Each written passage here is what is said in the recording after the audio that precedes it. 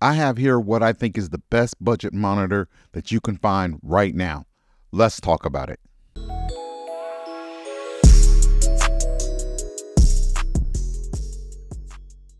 What's up, guys? Welcome back. If you're new here, I like to talk about camera gear, filmmaking, and anything related to tech. Today I have with me the Feelworld F5 Pro X, and I think it's the best budget field monitor that you can get right now. Let's take a look at the specs. Let's talk about it. It is right now, it goes for $169, and it has a nice bright screen at 1600 nits. There are 3 ways to power this monitor. You can use DC power and USB-C or an MPF battery. It also has power pass-through, so you can use whatever you're using to power the battery or to power the monitor. You can use that to power other accessories that you may have attached to your rig. It has customizable buttons, 3 function buttons that you can customize to your liking. You even have the ability to add custom LUTs to it. And as an extra bonus, on the back of the monitor, you have an extra mounting point where you can attach something like an HDMI wireless transmitter just to make your life a little bit easier. Let's take a look at it. All right, so let's go ahead and open this and see what we get in the box. It just kind of slides off here. Set that aside. Box is pretty heavy, so feels like a good amount of stuff in here. It's packed tight. So of course you get your quick setup guide, slight instruction manual. Comes in this nice, I love that it comes in a hard case, or not a hard case, but a sort of semi-hard case there. Nice and firm, feels like a cloth, sort of hybrid there with maybe some foam type material underneath. So you open up the case, and inside you have all the goodies. Sony MPF style battery, so that's nice. USB-C to USB-A cord there. You get a mounting bracket. This allows you to mount your monitor on top of a camera using the cold shoe there at the bottom. Get this USB-C to USB-A to USB-C adapter. This bracket here. Mini and micro HDMI cords for those of you who need those. And that's all that's on the top. And the bottom here, it's kind of strapped down with the strap holding it in place. And inside the bag here, of course, you have the monitor and the hood protector. Well, let's take a closer look at the monitor. If you look on top here, you have, of course, you have your function buttons, F1, 2, and 3. That you can customize. You have a touch button here. I believe that turns on and off the touch screen function of the monitor. Of course, you have your menu selection and enter and exit the menu. Feelworld did a good job when it comes to mounting options. Here on the top, you have a 1/4-20 mount. And you flip over to the right side here, you have another 1/4-20 mount for those of you who want to mount from the side. And then also on the bottom, you have a 1/4-20 mount for those of you who like to mount from the bottom. But also on the back here, you have a 1/4-20 mount. And I haven't had a monitor with that feature, but there have been times when I wish I had the ability to mount from the back. It all just depends on how you have your camera rigged up for the day. On the left side here, you have your HDMI ports in and out.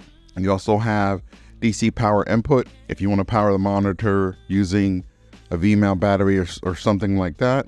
And here on the bottom, they've included this option for DC out so that you can power other devices from a V-mount battery or even your Sony MPF style batteries that you use to power this monitor and then out to something else. And that can be a blessing when it comes to cable management. Also at the bottom here, you have a headphone jack, which allows you to monitor your audio. Not every monitor includes something like that, so having that ability is also a hell of a bonus.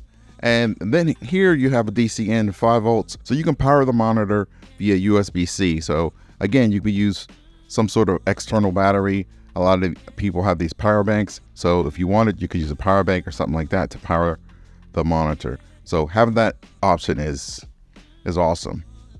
And if you look here at the back, they've included this little adapter here that allows you to connect another accessory that uses the MPF mounting style. So what I have here, and what I think a lot of people will use it for, I have here a Hollyland wireless HDMI transmitter, and you can put that on here, and you can mount that on here like that, and now you have the HDMI transmitter connected to the back of the monitor without having to do anything else special and rig it up any kind of special way. Let me get this set up, and we'll go ahead and take a look at all the features. So as you can see, I have this connected nice and easily, nice and quickly. I have the cable set up, the small HDMI cable connected to the transmitter, and just an NPF battery, and boom. Right now I have this wireless setup. If I wanted, I could mount this and use it as some sort of director's monitor. What you're looking at now is the camera I have across the room and just kind of pointing at my wall so that we can dive into these menu features. So let's take a look at the menu settings and go through some of the features that you have. You click the menu button up top here, and you're able to go through and enable several different options here. You have the ability to turn on your waveform options. You can turn on your vector scope. You have that.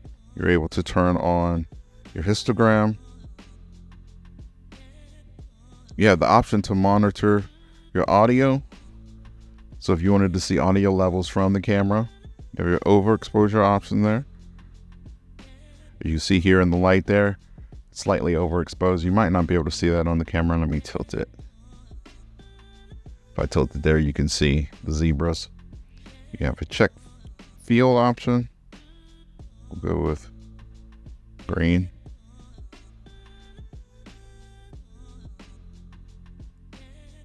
And then you also have false colors. You could turn that on also. Okay, also in the menu system, you have your marker settings. So if you would like to add a center marker, you can do that. Let's make it red. The on. Boom, you have your center marker, so you know what the center of the frame is. You're able to add your grid lines here, maybe for aspect ratio, maybe for anamorphic. You can do an image flip for when you mount the camera, the monitor. You can do an image flip for when you mount the monitor upside.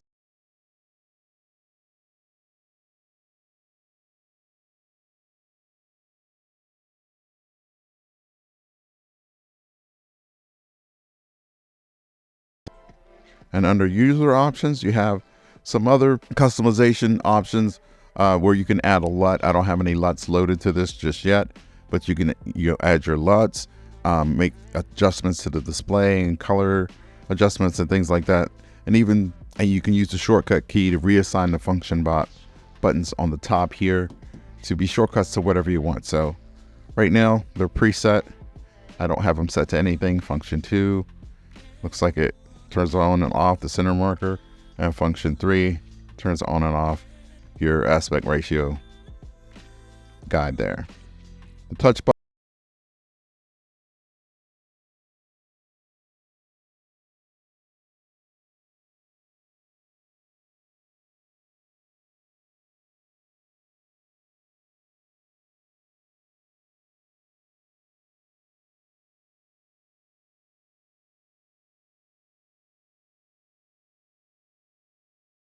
Also, if you want to check it out, and hopefully this video was helpful for you. If so, please hit the like and subscribe button. I really appreciate it. It helps me out, and I will see you guys in the next video. Peace.